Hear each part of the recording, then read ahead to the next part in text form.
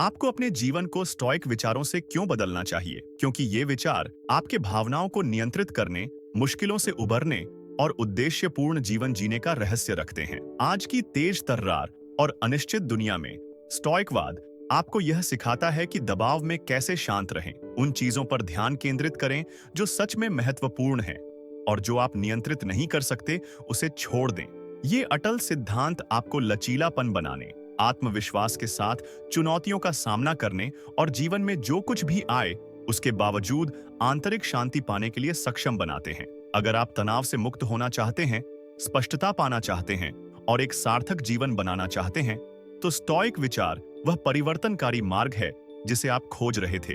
कृपया वीडियो को अंत तक देखें। हमने इसे मूल्यवान जानकारी से भरा है जो आपके जीवन में वास्तव में फर्क डाल सकती है।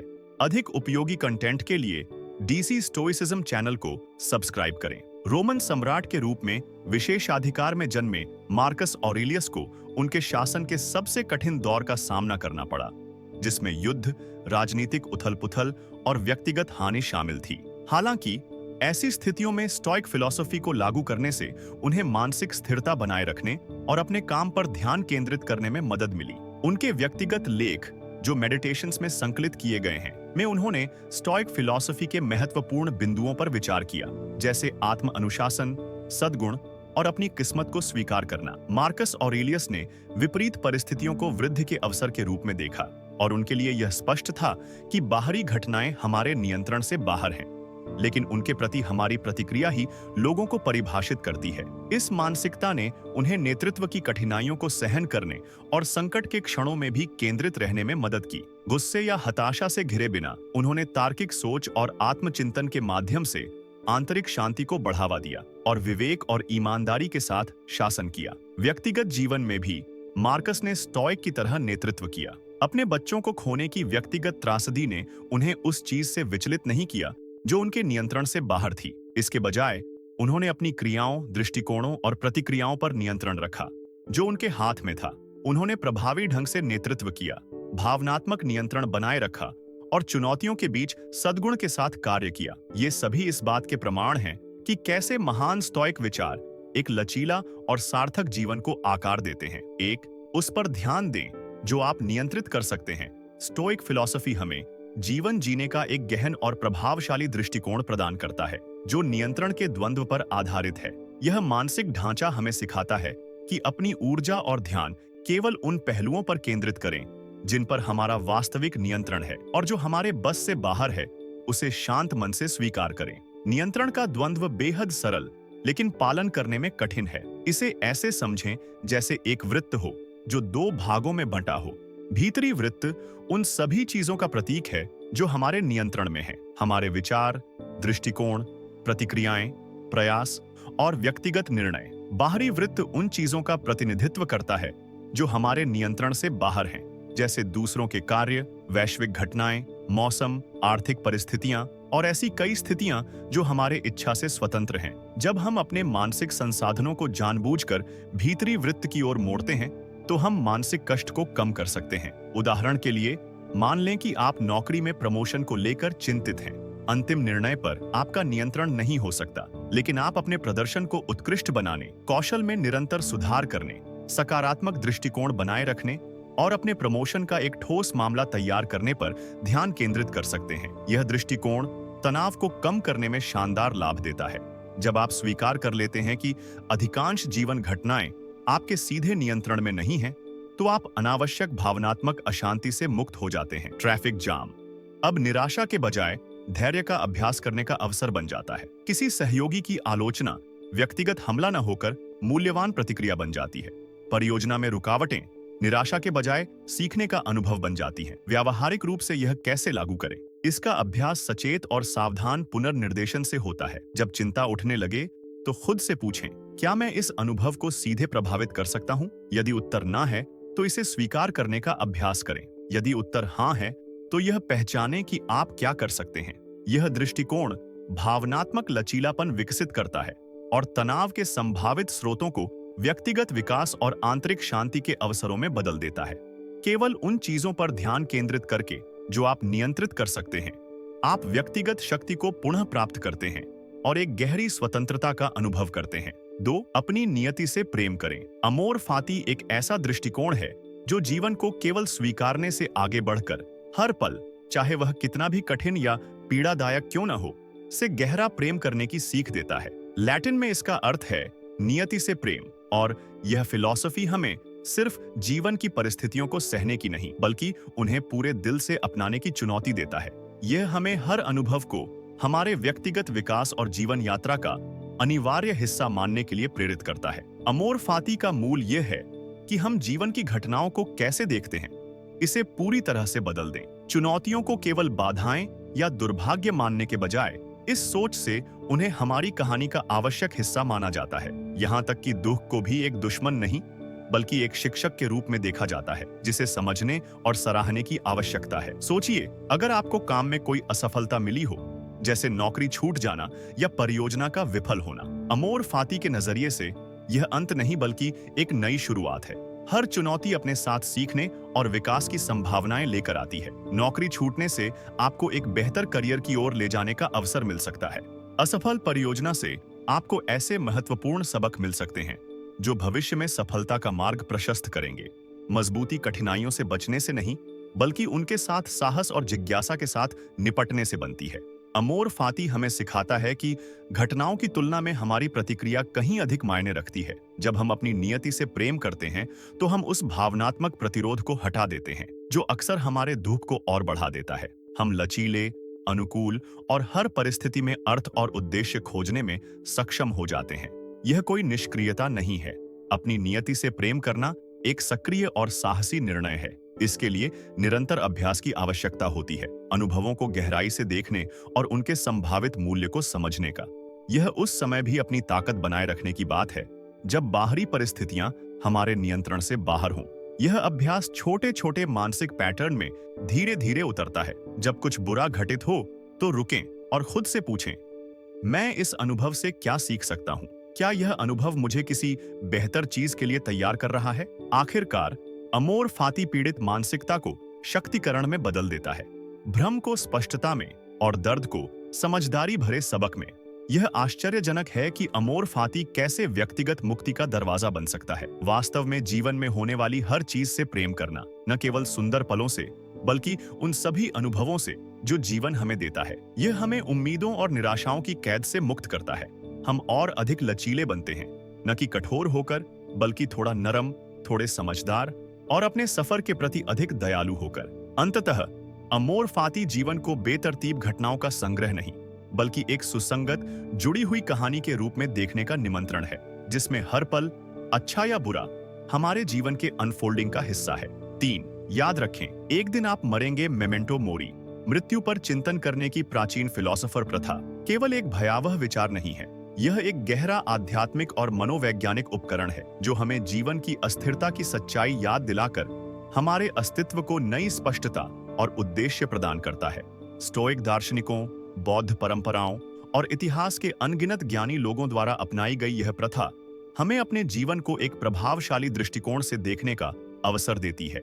जब हम अपनी मृत्युशीलता को गहराई से स्वीकार कर लेते हैं, तो कुछ असाधारण होता है। वे तुच्छ चिंताएं जो आमतौर पर हमारी ऊर्जा को खा जाती हैं, छोटे मोटे झगड़े, सोशल मीडिया पर मान्यता की चाह या दफ्तर की छोटी मोटी परेशानियां अचानक अपना महत्व खो देती हैं। मेमेंटो मोरी अनावश्यक चीजों को हटा देता है और यह स्पष्ट करता है कि वास्तव में क्या मायने रखता है। सच्चे रिश्ते, सार्थक कार्य, व्यक्तिगत विकास और हमारे सीमित समय में बनाया गया प्रभाव। सोचिए, आपके फैसले कितने बदल सकते हैं अगर आप सचमुच यह समझ जाएं कि हर पल अनमोल और दोहराया नहीं जा सकता। जब आप यह महसूस करते हैं कि स्थगित किए गए सपने शायद कभी पूरे न हो, तो टाल मटोल खत्म हो जाती है। असफलता का डर तब कम हो जाता है जब आप समझते हैं कि कोशिश न करना असफल होने से बड़ा नुकसान है।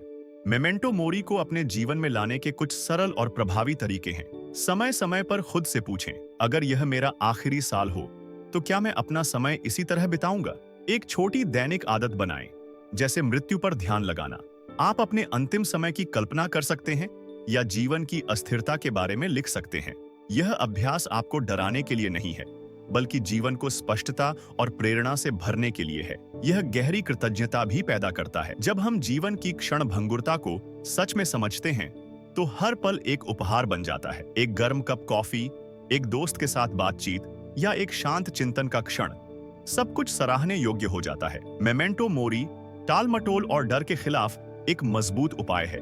यह हमें साहसिक जीवन जीने के लिए प्रेरित करता है और यह दिखाता है कि अपनी क्षमता को कम करके जीना या अपने आराम क्षेत्र में फंसे रहना कितना निरर्थक है। क्यों अपने सपनों को टालें? क्यों उन परिस्थितियों को सहें जो आपकी आत्मा को थका देती हैं? जीवन इतना छोटा है कि इसे सच्चाई और उद्देश्य के बिना जीना किसी भी हाल में उचित नहीं। जब हम अपनी मृत्यु को याद रखना सीख जाते हैं, तो एक अजीब विरोधाभास उत्पन्न होता है। हम जीवन को अधिक पूर्णता, इरादे और गहरी समझ और करुणा के साथ जीना सीखते हैं। 4. स्वेच्छा से असुविधा का अभ्यास करें। स्वेच्छा से असुविधा मनुष्य की हमेशा आराम और सुविधा की चाहत के विपरीत काम करती है। स्टोइक फिलॉसफी में जड़ें जमाए यह विचार आधुनिक मानसिक प्रदर्शन में भी प्रभावी रूप से लागू होता है।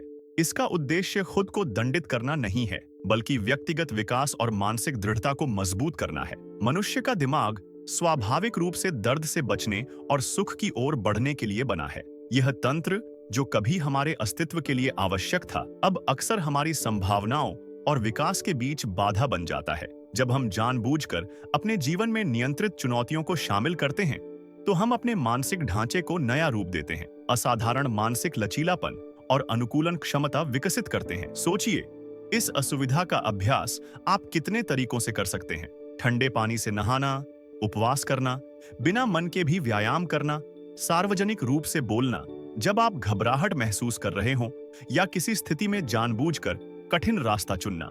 यह अभ्यास किसी प्रकार का कष्ट सहने के लिए नहीं है, बल्कि अपने आराम क्षेत्र को फैलाने और आंतरिक शक्ति को बढ़ाने के लिए है। हर बार जब आप जानबूझकर असुविधा का सामना करते हैं, तो आप अपनी मानसिक मांसपेशियों को मजबूत करते हैं। जैसे शारीरिक व्यायाम के दौरान मांसपेशियों में छोटे छोटे टूट फूट होते हैं, जिनके ठीक होने से मांसपेशियां मजबूत होती हैं, वैसे ही मानसिक चुनौतियां आपकी मनोवैज्ञानिक लचीलापन बढ़ाती हैं। इससे आप सीखते हैं कि जो असुविधा आप महसूस कर रहे हैं, वह स्थायी नहीं है। आप दर्द को सहन कर सकते हैं। यह अभ्यास गहरे मनोवैज्ञानिक लाभ देता है। आत्मविश्वास में वृद्धि, भावनात्मक नियंत्रण बेहतर होना, समस्या सुलझाने की क्षमता बढ़ना, भविष्य की अनिश्चितताओं को लेकर चिंता कम होना, व्यक्तिगत क्षमता का मजबूत एहसास।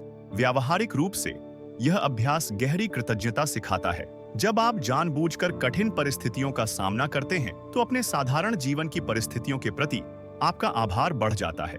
सख्त फर्श पर सोने के बाद एक आरामदायक बिस्तर एक आशीर्वाद की तरह लगता है। भूख का अनुभव करने के बाद एक गर्म भोजन और अधिक संतोषजनक लगता है। आधुनिक जीवन की असाधारण सुविधाएं हमें नर्म, निष्क्रिय और बाहरी परिस्थितियों पर अत्यधिक निर्भर बना सकती हैं। स्वेच्छा से असुविधा इसका जानबूझकर किया गया समाधान है, जो हमें आंतरिक शक्ति, मानसिक दृढ़ता और एक मजबूत मनोवैज्ञानिक ढांचा विकसित करने में मदद करता है। इस अभ्यास का अंतिम लक्ष्य कष्ट सहना नहीं है, बल्कि यह समझ का विस्तार करना है कि आप क्या कर सकते हैं। यह एक अडिग आंतरिक दृढ़ता का निर्माण करता है, जो किसी भी चुनौती को विकास के अवसर में बदल देता है। 5. असफलताओं को विकास के अवसर के रूप में देखें। असफलताएं रुकावटें नहीं, बल्कि व्यक्तिगत बदलाव के छिपे हुए रास्ते हैं। प्राचीन स्टोइक दार्शनिकों ने एक गहरी सच्चाई को समझा, जो आज भी उतनी ही प्रासंगिक है। बाधाएं हमारी यात्रा में रुकावट नहीं, बल्कि हमारे विकास और प्रगति के लिए आवश्यक घटक हैं। इसे एक लोहार द्वारा स्टील को आकार देने के रूपक से समझें। हर हथौड़े की चोट, हर तीव्र गर्मी का झोंका विनाश नहीं, बल्कि मजबूती लाता है। एक अच्छा धातु तब मजबूत बनता है जब उसका आंतरिक बल गहन दबाव और कुशलता से निखारा जाता है। मनुष्य अपनी सबसे अच्छी क्षमताओं को कठिन समय में खोजता है। स्टोइक फिलोसोफर असफलताओं को संयोग नहीं, बल्कि जानबूझकर बनाए गए ऐसे अवसर मानते थे, जो व्यक्तित्व को मजबूत बनाने और परखने में मदद करते हैं। मारिया का उदाहरण लीजिए, जो एक युवा उद्यमी थी। उसका पहला व्यवसाय पूरी तरह से विफल हो गया। इसे हार मानने की जगह उसने इस असफलता का सामना स्टोइक दृष्टिकोण से किया। उसने अपनी गलतियों का विश्लेषण किया, समस्या को समझा और अपने अनुभव को मूल्यवान सबक में बदला। उसकी अगली पहल केवल एक नई शुरुआत नहीं थी, बल्कि उसके पहले अनुभव का परिष्कृत विकास थी। जहां कई लोग हतोत्साहित हो जाते, वहां मारिया ने एक अनमोल शिक्षा देखी। उसकी असफलता ने उसे सिखाया। इसके लिए सोचने के तरीके में एक बुनियादी बदलाव की आवश्यकता है। असफलताएं सजा नहीं, बल्कि ऐसे सबक हैं जो समझने का इंतजार कर रहे हैं। वे ठहराव नहीं, बल्कि ऐसे चौराहे हैं जो नए रास्ते खोलते हैं। हर चुनौती अपने साथ बराबर या उससे भी बड़े अवसरों के बीज लेकर आती है, बशर्ते हम इसे गहराई से देखें और विकास के प्रति अपना नजरिया बनाए रखें। लचीलापन विकसित करना यानी असफलता के बाद केवल पहले की स्थिति में वापस आना नहीं, बल्कि अपने बेहतर संस्करण में बदलना कुंजी बन जाता है। जब हम असफलताओं को अवसर के रूप में देखते हैं, तो हम निराशा के संभावित स्रोतों को व्यक्तिगत विकास और सफलता के लिए एक शक्तिशाली साधन में बदल देते हैं। याद रखें, असफलताएं आपकी यात्रा का अंत नहीं, बल्कि आपके विकास की शुरुआत है। हर कठिनाई में अवसर छिपा होता है, बस आपको उसे ढूंढना और अपनाना है। और जब आप ऐसा करते हैं, तो आप न केवल चुनौतियों को पार करते हैं, बल्कि उनसे मजबूत बनकर उभरते हैं। 6. अपने भीतर की बातचीत पर नियंत्रण रखें। हमारा भीतरी संवाद वह आंतरिक आवाज है जो हमारी अनुभवों की कहानी सुनाती है, हमारे संसार की व्याख्या करती है और हमारे भावनात्मक और मानसिक स्थिति को गहराई से प्रभावित करती है। इस संवाद की गुणवत्ता यह तय करती है कि हम लचीलापन दिखाएंगे या हार मानेंगे, विकास करेंगे या ठहराव में फंस जाएंगे। अपने मन को एक बगीचे की तरह सोचिए। नेगेटिव आत्मचर्चा उस बगीचे में उगने वाली खरपतवार की तरह है जो जल्दी ही हर जगह फैल जाती है और हमारे संभावनाओं, आशाओं और जीवन को दबा देती है। इसके विपरीत सकारात्मक और तर्कसंगत आत्मचर्चा बगीचे की सावधानीपूर्वक देखभाल की तरह काम करती है। उन विचारों को पोषित करें जो आपको समर्थन देते हैं। स्टोइक फिलोसोफर इस तथ्य को भली भांति समझते थे। वे जानते थे कि हम बाहरी चीजों को नियंत्रित नहीं कर सकते, लेकिन हम अपने भीतर के विचारों पर नियंत्रण कर सकते हैं। हमारे विचार कोई निष्क्रिय अनुभव नहीं है जो हम पर हावी हो जाएं। यह सक्रिय विकल्प है जिन्हें हम सचेत रूप से आकार दे सकते हैं। अपने भीतरी संवाद को सकारात्मक बनाने के उपाय: 1. सजगता का अभ्यास करें। नेगेटिव विचारों को पहचानें जैसे ही वे उत्पन्न हों। उदाहरण, अगर आप सोचते हैं मैं हमेशा गलतियां करता हूं, तो ठहरें और इसे बदलें। मैं हर अनुभव से सीख रहा हूं और सुधार कर रहा हूं। 2. दयालु आत्मचर्चा। अपने आप से वैसे ही बात करें जैसे आप अपने किसी अच्छे दोस्त से करते हैं, मृदुता, समझदारी और प्रोत्साहन के साथ। कठोर आलोचना को सहायक मार्गदर्शन से बदलें। 3. विकास की मानसिकता अपनाएं। चुनौतियों को सीखने के अवसर के रूप में देखें, न कि व्यक्तिगत असफलता के संकेत के रूप में। अपने विचारों को बदलें। मैं यह नहीं कर सकता से मैं इसे संभालने की क्षमता विकसित कर रहा हूं। 4. दैनिक सकारात्मक कथन। अपने मूल्यों और क्षमताओं की याद दिलाने वाले सकारात्मक और उद्देश्यपूर्ण कथन बनाएं। ये आपके अंदर छिपी ताकत और संभावनाओं को सुदृढ़ करते हैं। आंतरिक संवाद का प्रभाव। नियंत्रित भीतरी बातचीत का प्रभाव क्षणिक आराम से कहीं अधिक है। यह हमारी धारणा को आकार देती है, हमारे कार्यों को प्रभावित करती है और अंततः हमारे जीवन की दिशा निर्धारित करती है। जब हम बगीचे में अपने विचारों के सचेत निर्माता बन जाते हैं, तो हम अपने भीतर के परिदृश्य को आत्मसंदेह के युद्ध क्षेत्र से संभावनाओं और अवसरों के अभयारण्य में बदल देते हैं। 7. अपने जीवन का सबसे बड़ा लक्ष्य गुणों को बनाएं। गुण, वर्च्यू, कोई दूर का आदर्श नहीं, बल्कि हमारे रोजमर्रा के जीवन को बदलने वाला एक जीवंत और क्रियात्मक अभ्यास है। प्राचीन स्टोइक फिलोसोफर यह समझते थे कि सच्ची संतुष्टि बाहरी उपलब्धियों या भौतिक सफलता से नहीं, बल्कि चरित्र निर्माण के सचेत प्रयास से आती है।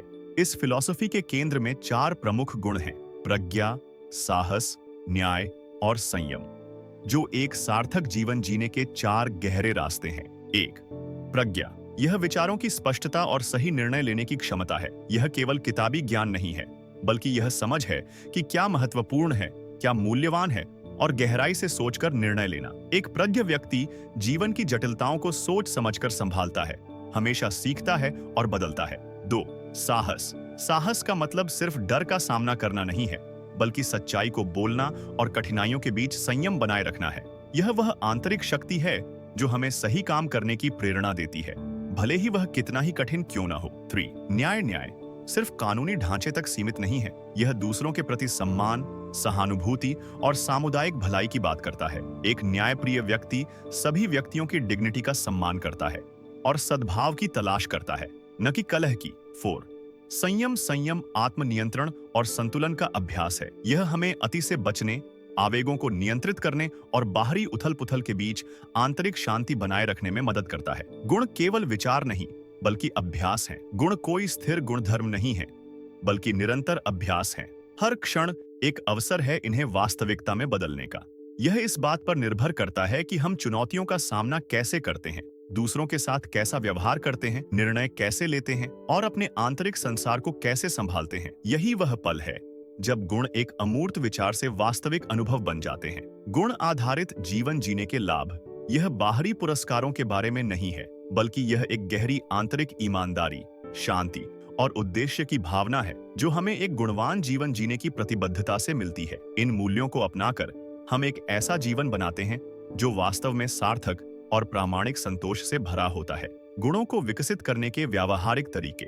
1. नियमित आत्मनिरीक्षण। सुबह या रात में कुछ समय अपने विचारों पर ध्यान देने और अपने अनुभवों का विश्लेषण करने के लिए निकालें। यह समय आपको यह समझने में मदद करता है कि आपकी आंतरिक दुनिया और व्यवहार को कौन से मूल्य निर्देशित कर रहे हैं। 2. डायरी लेखन। अपने विचारों, अवलोकनों और सिद्धांतों से संबंधित अंतर्दृष्टियों को नियमित रूप से लिखें। यह न केवल आपके मानसिक और भावनात्मक सफर का एक ठोस रिकॉर्ड बनाता है, बल्कि आपके सोचने के तरीके को स्पष्ट करता है और व्यक्तिगत विकास को ट्रैक करने का एक जरिया बनता है। आत्मनिरीक्षण और डायरी लेखन का संयोजन व्यक्तिगत विकास के लिए एक सशक्त ढांचा तैयार करता है।